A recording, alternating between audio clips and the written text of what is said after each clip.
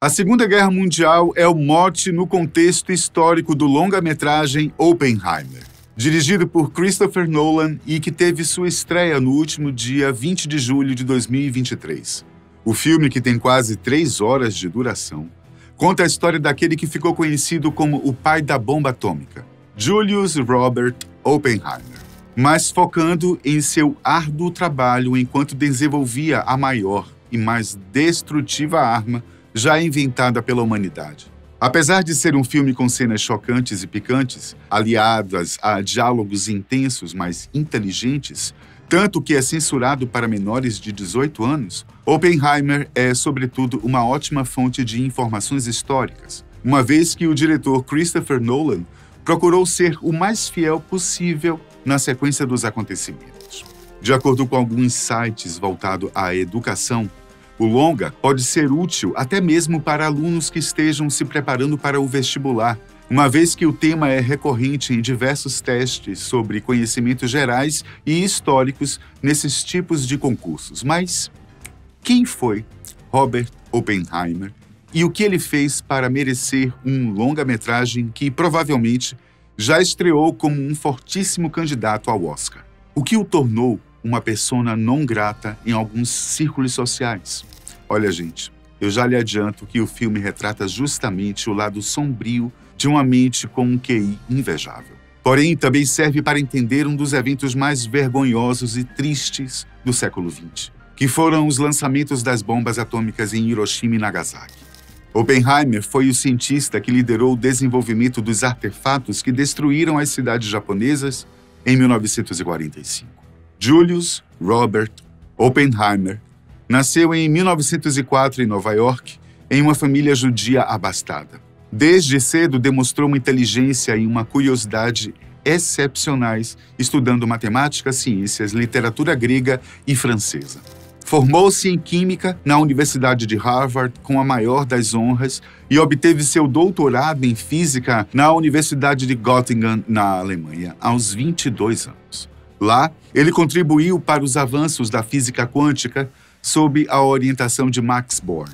De acordo com o Instituto de História da Ciência, a rapidez com que Oppenheimer concluiu seus cursos em Harvard, na verdade, tornou as coisas mais difíceis para ele mais tarde, pois significava que ele havia passado por cima de alguns dos conhecimentos fundamentais de que precisaria em Cambridge e além. Pior ainda, ele foi rejeitado como pupilo pelo Prêmio Nobel Ernest Rutherford, que não ficou impressionado com suas credenciais. Isso, além de o forçar a fazer trabalho de laboratório e assistir a palestras, contribuiu para a crescente insatisfação de Oppenheimer com sua vida longe de casa. Houve até um episódio, em sua época de estudante, que quase lhe custou uma acusação de homicídio. Ouçam isso. Oppenheimer se tornou cada vez mais temperamental e chegou a cometer um ato terrível que ele mesmo confessou ao seu amigo Francis Ferguson, segundo o livro biográfico American Prometheus. Oppenheimer envenenou uma maçã e a colocou na mesa de seu orientador, Patrick Blackett. Apesar de afirmar que tinha muito apreço por Blackett, Oppenheimer não suportava que seu tutor o fizesse realizar mais atividades práticas de laboratório que ele detestava. Por sorte, o plano de Oppenheimer de assassinar Blackett não deu certo, pois ele não comeu a fruta. Se não fosse pela interferência do pai de Oppenheimer, o jovem físico teria sido não só expulso, mas também processado por tentativa de homicídio. Em vez disso, a universidade o colocou em liberdade condicional e o obrigou a fazer consultas regulares com um psiquiatra londrino. Um ano depois, Oppenheimer se mudou para a Alemanha, onde ficou sob a tutela de Max Born, professor e físico pioneiro na Universidade de Göttingen. Vendo-se entre colegas igualmente brilhantes, parece que a intelectualidade o tornou alguém falador demais, às vezes até interferindo nas discussões sobre os temas abordados nas salas de aula. Não importava se fosse algum colega de sala ou o próprio Max Born, Oppenheimer propunha, com ar de superioridade, suas ideias a respeito do tema, que achava serem mais eficientes. Os colegas chegaram a ameaçar um boicote às aulas de Born caso o menino prodígio, que era como os outros alunos o chamavam, não mudasse o seu comportamento. Born fez um pedido formal a Oppenheimer, que o acatou e fez as mudanças em si mesmo. De volta aos Estados Unidos, tornou-se uma referência em física teórica e lecionou na Universidade da Califórnia, em Berkeley, e no Instituto de Tecnologia da Califórnia. Suas pesquisas abrangeram diversos campos da ciência, como mecânica quântica, física nuclear e astrofísica. Gente, ele fez um trabalho tão importante que seu nome foi emprestado para determinar medidas e processos nucleares, como a aproximação de Born-Oppenheimer para funções de onda moleculares e o processo Oppenheimer-Phillips na fusão nuclear, que é um tipo de reação nuclear induzida. Com seus alunos, ele também fez contribuições para a teoria das estrelas de nêutrons e buracos negros, teoria quântica de campos e interações de raios cósmicos. Em 1942, Oppenheimer foi convidado pelo governo norte-americano a participar do projeto Manhattan, que visava desenvolver a bomba atômica. A motivação para esse projeto era a ameaça que a Alemanha nazista pudesse criar armas nucleares, já que cientistas alemães haviam descoberto a fissão nuclear. Sua liderança e experiência científica foram fundamentais para o sucesso do projeto. Oppenheimer assumiu a direção do projeto e coordenou uma grande equipe de cientistas no Laboratório Nacional de Los Alamos, no deserto do Novo México. Lá, ele enfrentou diversos desafios técnicos, logísticos e humanos para realizar o seu objetivo. Ele também teve que lidar com as suas próprias dúvidas éticas e morais sobre o uso da energia nuclear para fins bélicos. Em 16 de julho de 1945, foi realizada a primeira explosão de uma bomba atômica em caráter experimental. A bomba foi chamada de Trinity e liberou uma energia equivalente a 20 mil toneladas de TNT. O teste foi realizado numa área conhecida como Álamo Gordo, 230 milhas ao sul de Los Alamos. O local, situado no deserto Jornada del Muerto, foi escolhido por seu isolamento, o terreno plano e falta de vento. Só esqueceram dos insetos, dos pequenos animais que vivem ali.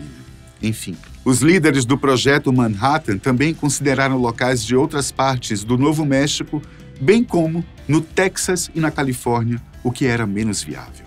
O fato é que Oppenheimer testemunhou o evento e ficou impressionado com o poder destrutivo da sua criação. Ele se lembrou de um verso da escritura hindu Bhagavad Gita: "Agora eu me tornei a morte, a destruidora de mundos." Para deixar a consciência do cientista ainda mais contrariada, um mês depois do teste, 2 bombas atômicas foram lançadas por aviões norte-americanos sobre as cidades japonesas de Hiroshima e Nagasaki.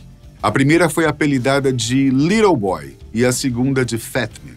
A detonação dos artefatos nucleares causou o genocídio de mais de 300 mil pessoas nas 2 cidades.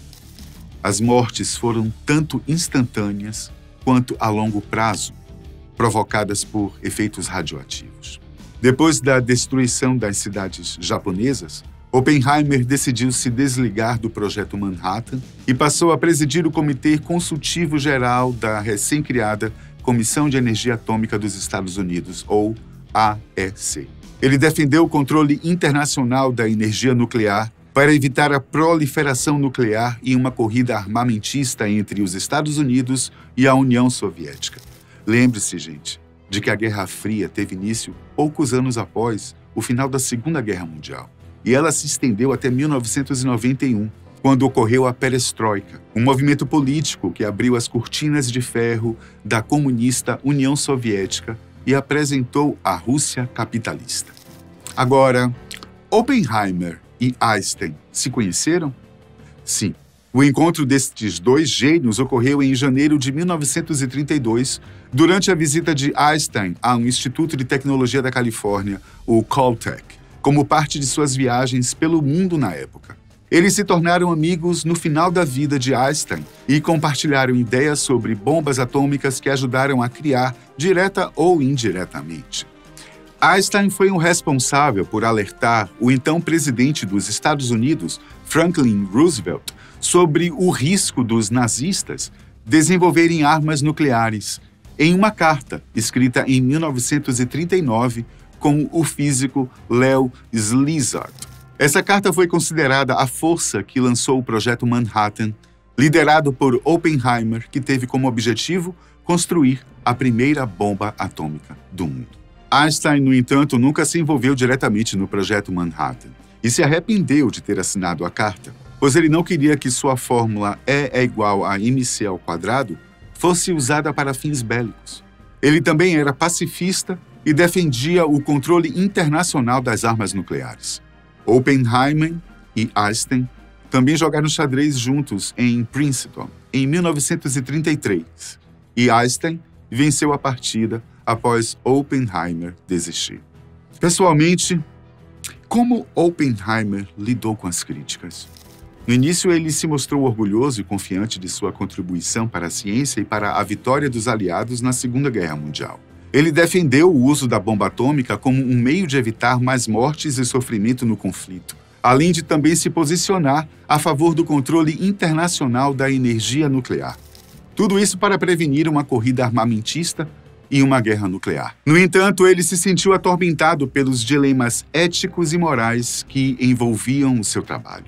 Ele se arrependeu de ter criado uma arma tão terrível que causou o genocídio de milhares de pessoas inocentes no Japão. Expressou sua angústia em várias ocasiões quando disse: "Os físicos conheceram o pecado". Ele também foi alvo de críticas por parte do governo norte-americano, que o acusou de ter simpatias comunistas e de ter contatos com espiões soviéticos. Ele foi submetido a um julgamento em 1954, que resultou na revogação de sua habilitação de segurança e na perda de sua influência política. Ele tentou se defender das acusações, mas não conseguiu provar sua inocência. Ele se afastou da vida pública e se dedicou à pesquisa acadêmica. Oppenheimer recebeu algumas homenagens e reconhecimento pelo seu trabalho, como o Prêmio Enrico Fermi de 1963. No entanto, ele nunca se livrou da culpa e da vergonha de ter sido o pai da bomba atômica. Ele morreu em 1967, vítima de câncer na garganta. Pois é, essa foi a história de Oppenheimer. Se você achou interessante, né? Sugiro que você vá assistir o filme. Olha, gente, são 3 horas de muita emoção, tensão garantida. Isso sem contar no conhecimento, não é não? Que nunca faz mal a ninguém. Concorda? Até a próxima.